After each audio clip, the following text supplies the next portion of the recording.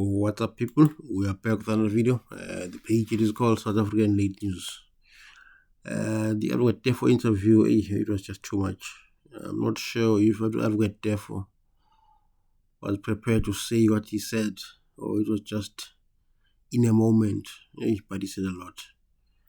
And some people might sue him, especially the retired Gauteng Provincial Police Commissioner, Mr. Mawela, because those comments about him are really damaging, and the police have not responded to therefore because of some reason unknown to me. But however, Kelly Khumalo, uphendulile, and she's very angry. She's hurtful of being accused of being involved in the Tanzania case. This comes after Advocate Defo mentioned her several times in that podcast. Kelly Khumalo responded, and she said she's refusing to entertain them through lawyers or formal statement. She said enough is enough. It stops here, and it stops today. She said, I'm not going to entertain or to be diplomatic about this issue. No waste time on lawyers speaking on my behalf. Udod, meaning that usazi khulumela indaba kumele ayingeni. She said, if you believe that she's guilty of something in that case, then it's simple. You must come after her because she's not above the law. That is her. She further said, I've had enough of you dragging my name through the mud. It stops now. She's basically saying that if you want to accuse her of any crime, be direct, come to her straightforward. Obviously, she was responding to Advocate Defo, but I think she was also trying to send a message to Baloyi and Keninda. You remember that Baloyi and Keninda, they left some evidence in court. Keninda even called her the mastermind of this case. He said Kelly Khumalo is directly involved for the hiring of these people as Izinkabi. So I think she was also sending an indirect message to Keninda and Baloyi saying, charge me now, don't talk. Talk is cheap. So she's pretty confident that if she's charged, she's going to win or she's going to overcome this. And actually, I do not believe the story by Keninda and Baloyi that Kelly is a mastermind. Those guys were not paid to commit the crime. Those guys were not the one that's unalived Senzo Meyiwa. That is my personal opinion, and that's it. Based on the statement, we know who is the real shooter of Senzo Meyiwa. We know, because of that statement, the real killer is being protected by his father, because the father has got a powerful friends in high places, and that's the gun that shot Senzo is not a 9mm, it's a revolver that belongs to that father of someone. He's a singer, and you all know him. So Kelly Khumalo, she says the gloves are off. If you want to come after her, then do so. So stop speaking in the media. Yeah, Advocate Defo made shocking allegations, but you remember that it's not the first time that Defo said that Kelly is the shooter. If you recall, in court when the case was still under Judge Maumera, he said, I'm going to bring a witness, an eyewitness that is going to say Kelly Khumalo shot Senzo Meyiwa by mistake. But it was shocking that he said it again now outside court, because now he can actually be sued. So I don't know if therefore can back up what he says with evidence, because nowadays people are quick to sue. So in that case, he said it's under Judge Maumela, but then later withdrew. So that case had to be restarted. So whatever he said there in court doesn't exist, because that case was started de novo. So now in MacG, he alleges that Kelly Khumalo is the one that accidentally shot and unalived Senzo Meyiwa on the 26th of October 2014. Then therefore opened up about his journey since withdrawing from the Senzo Meyiwa case. and therefore spoke very personal about lots of things. He said his brother also passed away while he was in prison, and he could not attend the funeral because he was incarcerated. But let's go back to the Kelly story. He claimed that the incident began from the domestic dispute involving Kelly Khumalo and his sister Zandile Khumalo, and then Longotwala. He said the son of Chikotwala Longwa. According to Tefo, Longotwala arrived at the Khumalo house armed with a 38 revolver special that belonged to Chico at that time. He came with that gun intending to confront Senzo Meyiwa over his suspicions that Senzo was having an affair with Uzandi Khumalo. So therefore he's actually saying that Senzo Meyiwa wayezama ukumshaya ngesitini kahle kahle. So that's why Longotwala went on the day with that revolver. That is according to Tefo. He said there was a scuffle in the house, leading to Kelly Khumalo accidentally firing a gun while trying to hand it back to Senzo. So he just pops out to Bleka. Kelly, while she was trying to give it back to Senzo. He said it was a fatal mistake. Kelly Khumalo shot and unalived Senzo instantly on the 26th of October 2014 at about 8:30. He's even mentioning time, my daughter. He described how Longotwala, allegedly under the influence of drugs, had courage, and she said Longotwala fired a warning shot into the floor, causing injuries to Zandi. And then therefore backed up his allegations with a handwritten affidavit from Longotwala that he deposed when he was in prison. I think it was in Sun City. He said Ulongo was reading and then therefore I was writing on behalf of Longotwala. In that affidavit, he said, Longo said, I, Longotwala, further state under oath that it was a fatal mistake that Kelly Khumalo shot and unalived Senzo instantly. That part of the affidavit that he read out in the podcast and chill with McG. So recall that when he was arrested for those months, they were together in Sun City at some point because Longotwala was in and out of prison. So they had an encounter there while they were both arrested. And therefore claims that the gun that's was used to shoot Senzo was not a 9mm as per Mangena. I said it's not by Mangena, it's just acting. It's a script, it's scripted. He said the gun that shot Senzo was a revolver that is tied to prosecutor Advocate Tot Baloyi. So to me, that was the most controversial thing that he said, implicating Baloyi with a gun. I just hope that he's got evidence to back up his claim because he could really be sued for this. He connected it to the 2004 death of Baloyi's son, who was 10 years old at the time. The son's name was Tsepo. He alleged that Tsepo shot himself with the same gun in Pretoria East, and then he was rushed to hospital. However, he succumbed to the injuries. Therefore, suggested that the death of Tsepo and the death of Senzo Meyiwa are similar in nature because once they were shot, they were transported to hospital via private cars. The police and the ambulance were not called. Suggested that those deaths were for rituals and sacrifices. And I'm just hoping that he can back this thing up because it's hectic. But the fact that the ambulance in both cases and the police were not called, it says a lot because he says the prosecutor of the current case, Baloyi, was involved back then, and now Baloyi is now the prosecutor. So these are strange allegations. He then claimed that Baloyi gave that unlicensed firearm to Chikotwala after a domestic dispute in the house. Then therefore speculated that Ubaloyi and Chikotwala are actually related.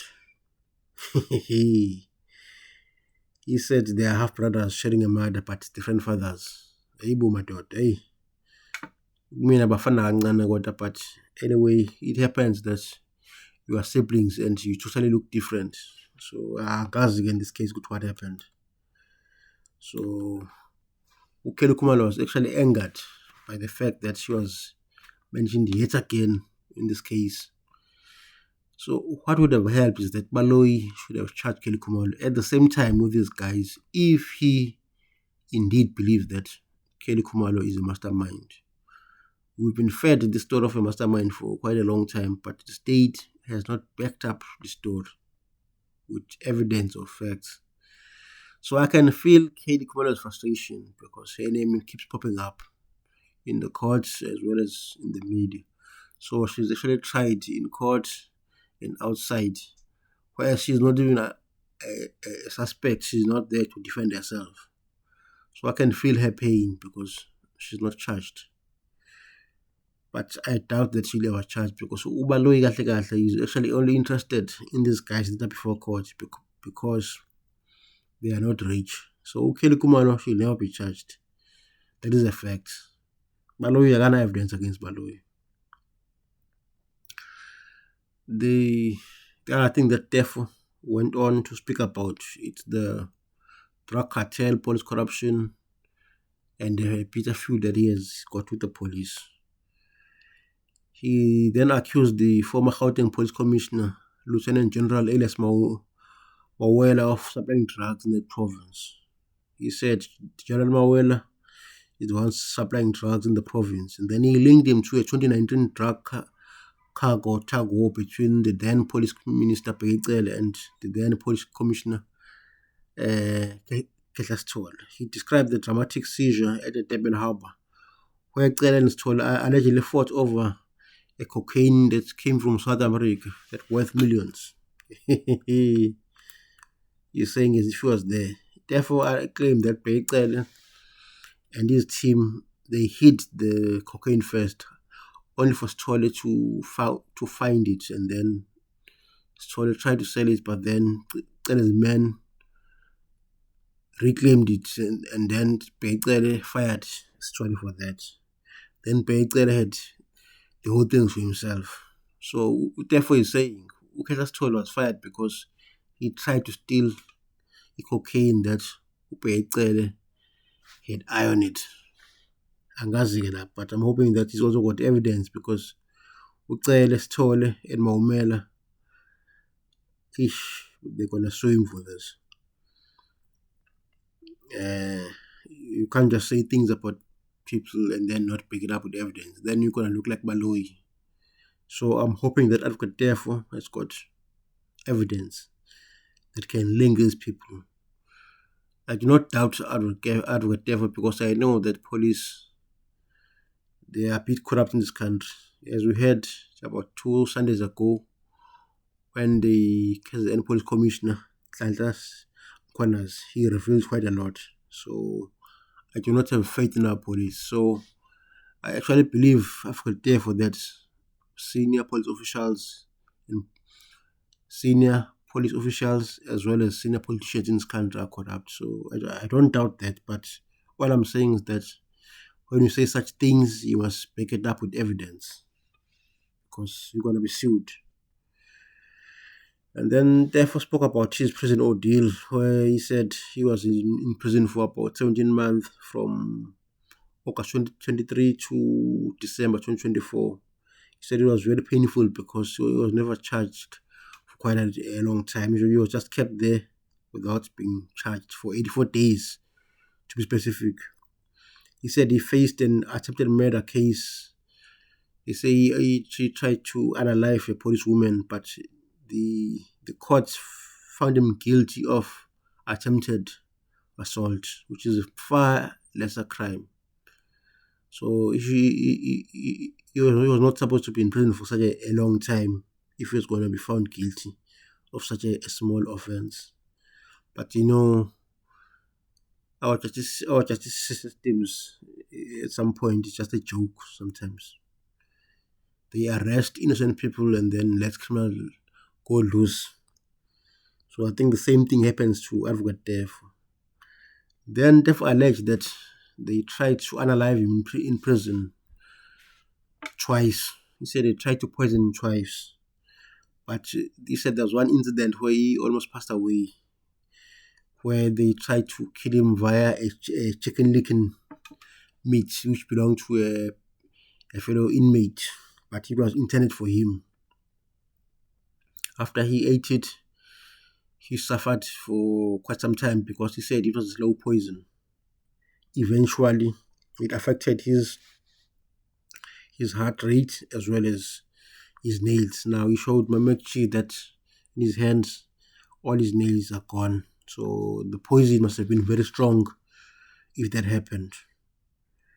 So he said the intent of his arrest was to keep him there for life, or to make sure that he dies before the age of 60 or 70. So he said the aim was to ultimately unalive him. But through the grace of God, he's alive, he's out now, and he's trying to get back on his feet. But then he mentioned that whilst in prison, he was offered an amount of about 45 million. He said they told him that stop being involved in this mayor case, and then we're going to give you 45 million. And he said he turned it down. If it was me,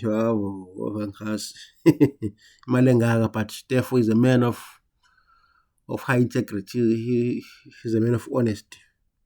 He then accused Peter Groenewald, Ronald Lamola, and Julius Malema of prolonging his stay in prison. So he's saying, oh, Malema, Peter, they made sure that he stays in prison for a long time. And there, I think he will need evidence because these people might sue him. Especially Pete Groenewald. I think Abelung Batanik Suishana. So I'm hoping that therefore we got actual evidence about this, because those are serious allegations. And then therefore he tied this case to about 11 deaths. And he mentioned the death of Brigadier Philani Ndlovu, who was one of the first people to arrive in that house. Ndlovu died of poisoning. And then the wife of Brigadier Ndlovu also followed a few months later. The wife was coming back from the mall, and then she was unalived via bullets that were fired at her car.